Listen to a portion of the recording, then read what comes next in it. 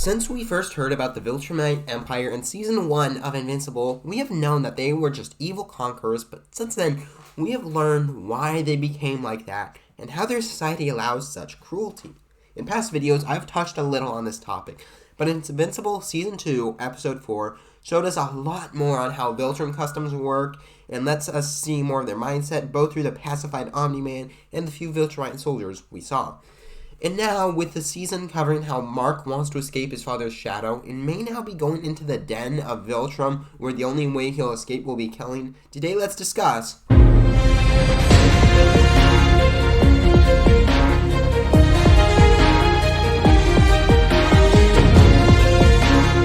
my Omni Man video, I discussed how Nolan was basically Superman if Superman grew up on Krypton. Nolan isn't some evil space dictator who is conquering just for power or riches. He thinks it's his duty to the Viltrumite Empire, that he's doing something good. And the Viltrums are a very interesting people where they have superpowers instead of using it to build some utopia like what you might see in some mainstream superhero story. The Viltrumites end up culling the weak, killing them, holding the mindset that they are only the strongest Viltrumites and only they survive. This, on its own, made any individual Viltrumite scary because they come from a society of super-abled people and are still considered strong.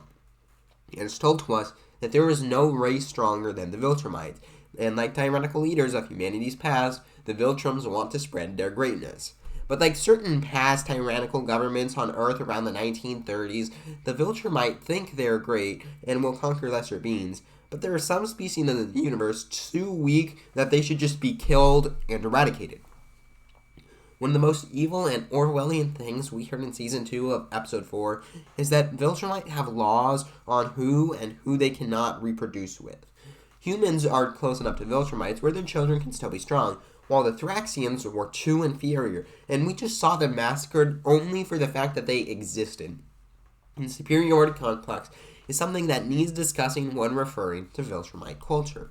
Like I mentioned, Viltrumites kill their weak, which means if you are living, you are strong. If you are a Viltrumite, you were done right by the system. The system gave you power and makes you better than the others. With that mindset, it's so easy to become indoctrinated with the Viltrumite because by saying they're great, it's saying that you are great. And then you can go literally fight their wars with the expansion. It is why Nolan sacrificed his perfect life on Earth for the Empire and lost everything. While he's lived thousands of years, we haven't seen any romantic relations between Viltrumite, which means they probably don't happen at all. I think very likely, again, in an Orwellian way, that reproduction is a deed to help the Empire, not a lack of love for the Viltrumites. When you are pitted against a fellow Viltrumite to survive, it's going to be a lot harder to fall in love with them. And still, we haven't seen a Viltrumite love other creatures who are inferior.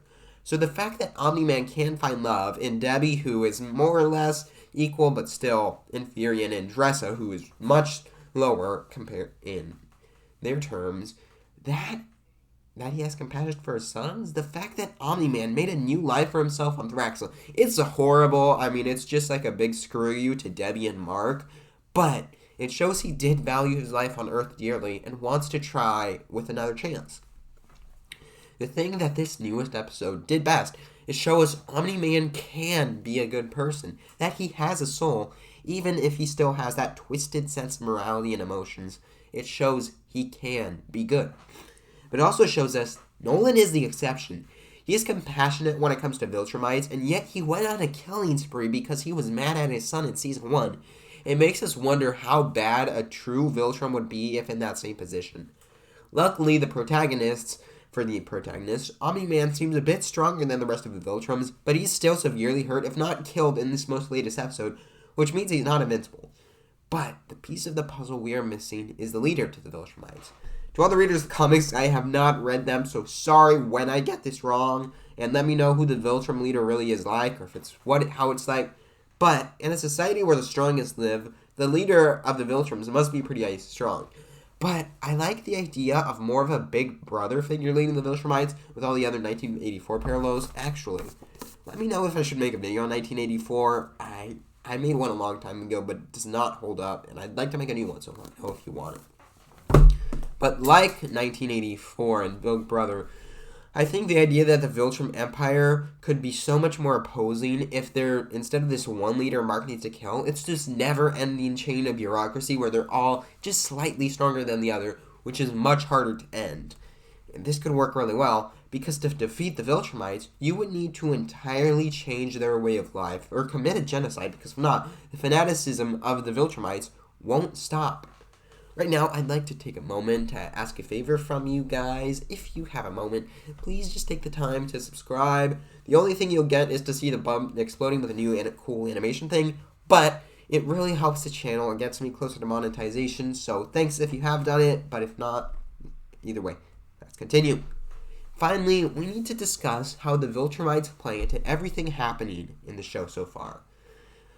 It is clear that everyone on Earth now hates Omni Man and everything related with him, with all the assassination attempts on Mark and Debbie being kicked out of the support group. Mark is now either going to be forced to conquer the Earth or rally them in a war against the Viltrumites with what we saw in the end of the episode, and I can see the show really going in any direction. We also have the Mars parasite aliens, which has been forgotten a lot, and it seems that Earth may be hostile to all alien life with both these two threats by the end of the season, which could be very interesting to explore in future episodes, like with the Martians and all that. Also, if Omni Man really has died, I'm so excited to see what's next in Debbie's journey. All season, she's been in grief about her relationship with Nolan, and the main conclusion she had is seemingly she wishes he was dead just so she can move on. But even just hearing that Nolan found a new wife could be enough for Debbie to finally move on completely, get a nice fresh start, enjoy her life, and maybe even find someone new who doesn't call her a pet. The last thing to discuss is asking what will be told about the Viltrumites, if they're all bad or if it's just the system. The culture of Viltrumites is undoubtedly evil, but who the blame is pinned on in the show with the writing will be a big part of the show's analysis by the time we get to the end of the season, and it's very important to get right, with all the comparisons to Orwellian and 1930s governments. In my opinion, the right answer is to put the blame on the system, but also blame the Viltrumites, as they were so easily corrupted. What needs to happen is say the leadership is evil, of course, but not letting the Viltrumites get away with the "we were just following orders" excuse. To wrap it up, the Viltrumites are space Nazis living in an Orwellian world who are a big threat to everyone we know. Omni Man still isn't a great person, but by comparison, he is a saint and does have a bit of humanity, which I'd like to see explored more. Finally, Part 2 of Season 2 will be crazy as the threat of the Viltrumites invading Earth becomes realized, and the only way for us to win is for Mark to become Omni Man, which may very well end up corrupting him, but for that, we'll have to wait and see. If you haven't seen my previous Invincible videos, I recommend starting with my most recent, which covers the horrible superheroes of the show, and if you haven't seen that video, here's a video discussing what I hope to see with superhero media going forward, inspired by The Boys and Invincible and a few other darker projects. Anyways, though, I hope you have enjoyed this video. Thank you so much for watching. I'll see you in those next two videos I mentioned, but until then, bye!